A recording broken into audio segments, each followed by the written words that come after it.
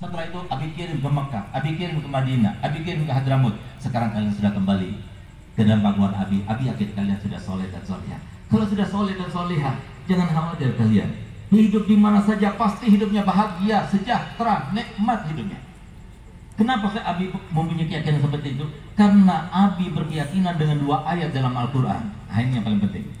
Bahwa ini hadiah untuk kita bawa dari majelis ini, sampaikan kepada semuanya. Nggak mungkin bertentangan dengan apa yang telah disampaikan Allah Ta'ala dalam Al-Quran ini. Karena Allah yang menciptakan manusia, Allah yang menciptakan alam semesta ini. Di mana Allah Ta'ala berfirman dalam ayat yang pertama disebutkan oleh Sayyidina Abah, wa huwa yatawallas shalihin. Allah sendiri yang mengurus orang soleh. Kalau sudah kita soleh, Allah sendiri mengurus. Dari mengurus pakaiannya, semuanya Allah yang mengurus. Lalu di dalam ayat lainnya, saya punya apa berkata, innal ardo yarithuha ibadiyas sholihun. Walaupun kita jadi pejabat, walaupun kita punya uang banyak, walaupun kita tampan, walaupun kita apa saja, sebagai apa saja, kalau kita nggak soleh atau kita nggak soleh, nggak bakal bahagia hidupnya. Sudah dinyatakan Allah Ta'ala, innal ardo yarithuha ibadiyas solihun. Kalau mau bahagia di dunia, sebagai pejabat bahagia, sebagai pengusaha bahagia, sebagai suami bahagia, sebagai istri bahagia, sebagai anak bahagia, sebagai orang tua bahagia, jadilah orang tua, anak, suami, istri, pejabat, pengusaha yang soleh. Siapa yang soleh? Soleh itu adalah orang yang melaksanakan semua haknya Allah dan melaksanakan semua haknya manusia. Oleh karena itu, contoh daripada kesalehan itu ada 2, kata saya punya Abah. Yang pertama adalah orang yang punya hati bersih, itu orang soleh. Tandanya hati bersih itu apa? Kata saya punya Abah, tandanya hati bersih itu 3. 1, nggak pernah merasa lebih baik dari satu orang pun di dunia. 2, tidak pernah benci kepada siapapun di dunia. 3, dia akan kasih sayang kepada siapapun di dunia, dan itu adalah ajaran Nabi kita Muhammad SAW. Seandainya di Majalengka ini masyarakatnya mempunyai sifat semacam itu, bagaimana kiranya? Ini yang kita promosikan. Indah ajaran Islam, indah betul. Contoh, sebagai seorang ayah saya punya Abah, bagaimana dia itu berani untuk berwasiat hartanya supaya diwakafkan untuk pondok. Kenapa? Dia yakin itu. Sebagai saya punya ibu, alhamdulillah, demi Allah saya bersumpah di tempat ini, ibu saya menemani ayah saya 27 tahun. Demi Allah, semenjak kecil sampai saya punya Abah meninggal 99, tahun 99, nggak pernah sekalipun berantem, nggak pernah. Marah sekalipun, membantah saya punya Abah nggak pernah, meminta kepada saya punya Abah nggak pernah. Itu saya punya ibu. 3 hari hatam Quran. Demi Allah, saya nggak pernah mendengar saya punya ibu kemudian gibah orang lain, nggak pernah.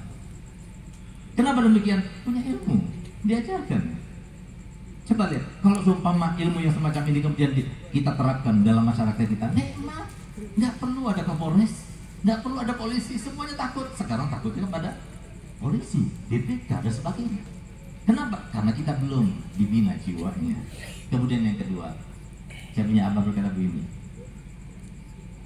kalau kamu itu ingin berdakwah dan kamu ingin dakwah kamu diterima, kamu harus melalui 2-3 tahapan ini, baru kamu itu akan diterima dakwahnya. Apa itu, Bi? Sekaligus saya akan ijazahkan kepada para alumni, sekaligus saya ijazahkan kepada semua yang mendengar. Kalau ingin menerapkan, inilah ijazah. Kalau kita ingin dakwah kita diterima oleh masyarakat, maka laksanakan 3 tahapan ini. Yang pertama, sebelum kita berdakwah, coba lihat dulu dari ujung masyarakat yang mendengar sampai ke ujung sana, semuanya, yang laki, yang perempuan, semuanya. Untuk apa? Untuk kita pastikan, demi Allah, ini lebih afdal dari saya, ini lebih afdal dari saya, ini lebih afdal dari saya. Semuanya kita itu merasa kita paling rendah di sini. Itu yang pertama. Yang kedua, lihat lagi dari ujung sampai ujung. Untuk apa? Untuk kita lintas dalam hati kita, masya Allah. Mungkin berkatnya masyarakat Majalengka yang luar biasa, antusias, husnudzon kepada orang lain. Padahal saya baru datang, tapi husnudzonnya mereka luar biasa. Mungkin berkat kami memberikan nasihat kepada mereka, akhirnya Allah mengampunkan dosa saya, mengangkat derajat saya, memberikan pahala saya yang banyak. Itu harus diterapkan juga dalam diri kita. Yang ketiga, lihat lagi semuanya. Dari ujung sampai ujung. Untuk apa? Minta pada Allah. Yang bisa memberikan hidayah cuma Allah.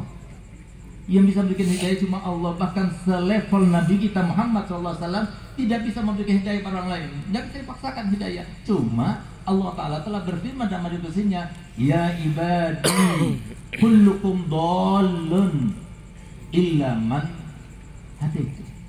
Semuanya tersesat. Semua tersesat kecuali aku berikan hidayah. Bagaimana cara mendapatkan hidayah? Allah memberikan petunjuk kepada kita. Fastahduni ahdikum. Datang minta kepadaku. Minta hidayah kepadaku. Di mana tempatnya?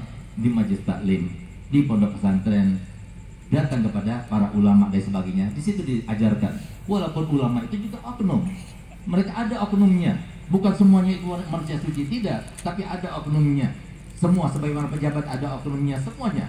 Tapi kita itu diperintahkan bagaimana caranya kita datang untuk mencari hidayah itu. Sedangkan hidayah tidak mungkin kita dapatkan kecuali dengan salah satu daripada 4M. Satu, mondok. Di mana saja silakan mondok, tapi harus hati-hati. Mondok yang di mana dulu, harus tahu ilmunya bersanad kepada Nabi Muhammad SAW atau tidak. Kemudian yang kedua, madrasah diniyah, madin harus kita perbanyak supaya kenal dengan apa ajaran Nabi Muhammad sopan santun itu. Yang ketiga, mengaji kepada guru ngaji. Yang keempat, majelis taklim harus bertebaran di mana-mana. Kalau sudah 4 ini menjadi programnya pemerintah, maka insya Allah dalam waktu yang singkat, dalam waktu yang cepat, insya Allah Majalengka akan menjadi baldatun thayyibatun wa rabbun ghafur. Kita minta kepada Allah Ta'ala, semoga Majalengka menjadi baldatun thayyibatun rabbun ghafur, insya Allah. Dalam waktu yang singkat, banyak pesantren-pesantren, banyak madrasah-madrasah dunia, banyak majelis taklim, dan insya Allah kita semuanya tidak ada yang bermusuhan, tidak ada yang saling membenci, semuanya mengandalkan dan menunjukkan akhlaknya Nabi Muhammad SAW yang tidak pernah membenci pada siapapun. Yang ada yang tidak baik, bukan dia yang tidak baik, tapi tidak baik itu setannya yang kita harus musuhi. Ayo kita rangkul semuanya, kita berikan nasihat semuanya, kita doakan semuanya supaya kita semuanya menjadi orang beriman dan bertakwa. Dan ingat, kita tidak akan masuk surga sendirian, tapi kita masuk surga bersama-sama. Paling tidak keluarga kita selamatkan, tetangga kita selamatkan, dan semoga insya Allah nantinya kita dibangkitkan bersama Nabi Muhammad SAW. Inilah apa yang saya sampaikan, kurang lebihnya saya mohon maaf. Wabillahi taufiq wa hidayah. Wassalamualaikum warahmatullahi wabarakatuh.